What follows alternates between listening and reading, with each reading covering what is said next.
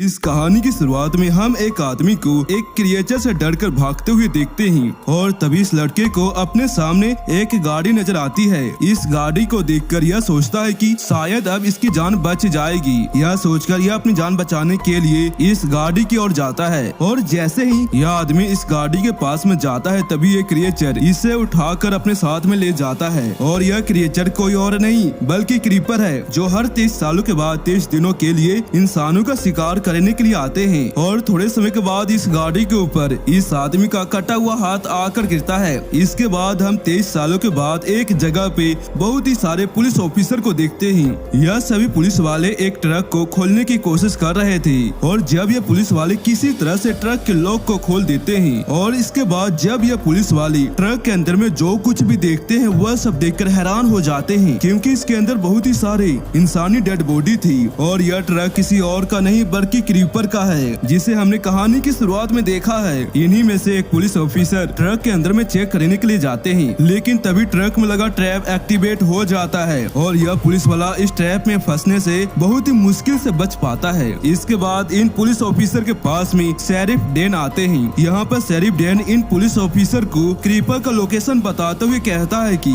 उसने शहर में बहुत ही ज्यादा तबाही मचा दी है, इसलिए तुम उसे मत छोड़ना। यह पुलिस वाला इसकी बातों पर यकीन करते हुए क्रीपर की ओर जाने के लिए तैयारी करता है और ये सभी पुलिस वाले क्रीपर के आतंक के बारे में अच्छे से जानते थे। और जब ये पुलिस वाले क्रीपर के ट्रक को अपने साथ में ले जा रहे थे तभी वहाँ पर क्रीपर आकर किसी तरह से अपने ट्रक को इनसे फ्री करवा लेता है। तभी अचानक से यह क्रीपर एक पुलिस ऑफिसर को पकड़ लेता है। यह देखकर लेडी पुलिस वाली क्रीपर के ऊपर गन पॉइंट करती है, जिसके बाद यह क्रीपर इस लेडी को इशारे से मना करते हुए कहता है कि अगर तुमने मुझ पर गोली चलाई तो तुम्हारे साथ में भी यही हाल होगा जो मैं अब इसके साथ में करने वाला हूँ। और यह सब कहने के बाद यह क्रीपर इस पुलिस ऑफिसर को अपने साथ में उठा कर ले जाता है। इसके बाद हम एक बूढ़ी औरत को देखते हैं जो काफी ज्यादा उदास थी। इसकी उदास होने की वजह यह होती है कि यह बूढ़ी लेडी अपने बेटे के साथ में इस घर में रहती थी, लेकिन एक दिन इस क्रीपर ने उसके बेटे को पकड़कर उसे जान से मार दिया था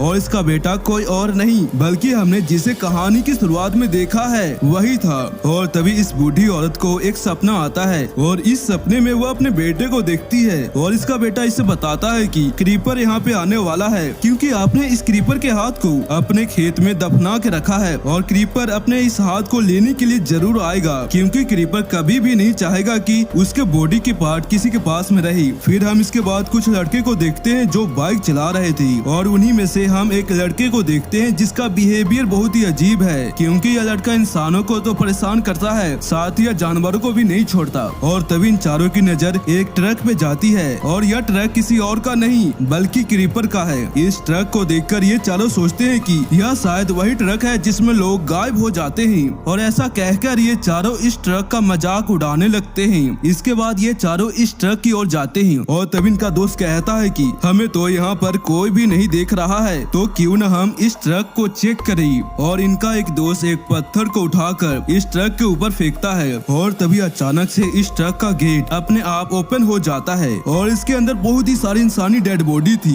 यह चारों इन सभी डेड बॉडी को देखकर डर जाते हैं और यहाँ से अपनी जान बचाने के लिए भागने लगते हैं, लेकिन तभी इस ट्रक का ट्रैप एक्टिवेट हो जाता है और एक हार्पून ट्रक से निकलते हुए उस बदमाश लड़के के पैर के अंदर में जाके घुस जाता है। इसके सभी दोस्त इसके पैर से इस चीज को निकालने की बहुत ही कोशिश करते हैं, लेकिन यह ट्रक इस लड़के को अपनी ओर खींचते जा रहा था और इसकी वजह से यह लड़का बहुत ही ज्यादा डर जाता है और अपने दोस्तों को कहता है कि तुम लोग मुझे ऐसी हालत में छोड़कर मत चले जाना। और इसका ऐसा कहना ही था। तभी इसका एक दोस्त बाइक लेकर यहाँ से निकल जाता है और तभी वहाँ पर क्रीपर भी आ जाता है और क्रीपर को देखकर इसके दोनों दोस्त यहाँ से भाग जाते हैं और यह देखकर क्रीपर अपने हथियार को इन दोनों लड़के के ऊपर चलाता है और यह हथियार सीधे जाकर इन दोनों के अंदर में घुस जाता है और जो इसका दोस्त बाइक लेकर यहाँ से निकल गया था क्रीपर उसे भी पकड़कर अपने साथ में ले जाता है। इसके बाद हम इस बूढ़ी औरत को देखते हैं जो सोच रही थी कि मैंने जो हाथ जमीन के अंदर में दफनाया है वह जिंदा है या नहीं, और यह चेक करने के लिए जमीन के अंदर में खोदकर वह उस हाथ को देखने लगती है। और जैसे ही यह बूढ़ी औरत इस हाथ को टच करने की कोशिश करती है, तभी यह कटा हुआ हाथ इस बूढ़ी औरत के हाथ को पकड़ लेता है, और इसी वजह से इस बूढ़ी औरत की हालत बहुत ही खराब होती जा रही थी। इस बूढ़ी औरत को देखकर हम यह समझ नहीं पाते कि इसके साथ में हुआ क्या। इसके बाद हम एडिसन नाम की एक लड़की को देखते हैं जो अपने फ्रेंड के साथ में कार में बैठी थी, और तभी इनके कार के विंडो के पास में बहुत ही बुरी हालत में एक इंसान आता है, और यह दोनों इसे देखकर डर जाते हैं क्योंकि इसका बहुत ही सारा खून बह चुका है। और तभी क्रीपर इनके गाड़ी के पास में आ जाता है। क्रीपर जब एडिसन को देखता है तो वह उसे अच्छी लगने लगती है, इसलिए क्रीपर गाड़ी के विंडो को तोड़कर एडिसन को अपने साथ में ले जाता है, और इसका यह दोस्त यह सब देखता ही रह जाता है। क्रीपर ने एडिसन को अपने ट्रक के अंदर में बंद करके रखा है, और इसी ट्रक के अंदर हम उसी बदमाश लड़के को देखते हैं जो अभी तक जिंदा था, लेकिन तभी यह लड़का इस ट्रक में लगे ट्रैप में फंस कर मारा जाता है। इसके बाद हम शेरिफ डैन को देखते हैं जिसे क्रीपर के लोकेशन के बारे में पता चल चुका है। शेरिफ डैन अपने एक साथी के साथ क्रीपर का पीछा करते हैं। शेरिफ डैन का एक साथी अपने गन से